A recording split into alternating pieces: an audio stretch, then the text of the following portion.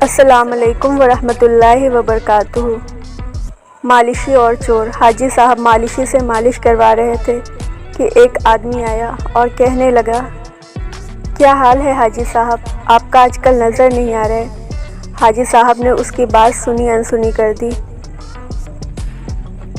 اور بندہ کہنے لگا، حاجی صاحب میں آپ کی سائیکل لے جا رہا ہوں۔ وہ سائیکل مالش کرنے والی کی تھی۔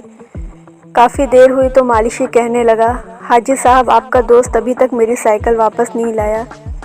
حاجی صاحب بولے، وہ میرا دوست نہیں تھا۔ مالشی بولا، مگر وہ تو آپ سے باتیں کر رہا تھا۔ حاجی صاحب بولے، میں تو اس بندے کو جانتا تک نہیں، میں تو سمجھا تھا وہ تمہارے دوست ہیں۔ مالشی بولا، حاجی صاحب میں غریب آدمی ہوں، میں تو برباد ہو گیا۔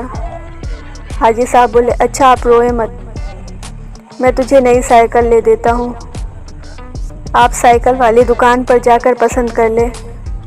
مالشی نے ایک سائیکل پسند کی اور چکر لگا کے دیکھا، واپس آ کر کہنے لگا، حاجی صاحب یہ سائیکل ذرا ٹیڑھی چل رہی ہے۔ حاجی صاحب نے کہا، چھوڑ یار، نئی سائیکل دکھا، اسے میں چیک کرتا ہوں۔ حاجی صاحب سائیکل کا چکر لگانے گئے اور واپس آئے ہی نہیں۔ مالشی والے کو اس سائیکل کے پیسے بھی دینے پڑ گئے۔ آج ایسا ہی حال پاکستان کے قوم کے ساتھ ہو رہا ہے۔